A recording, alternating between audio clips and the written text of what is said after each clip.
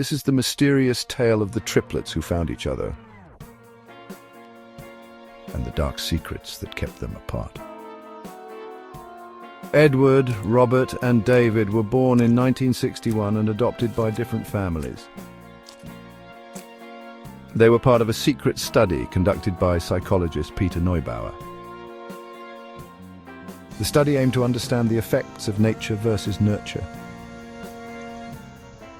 by placing the triplets in different socio-economic environments.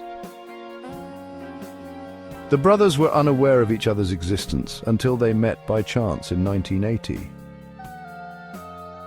Their reunion gained media attention,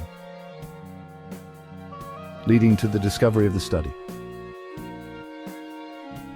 The study's records were sealed until 2066,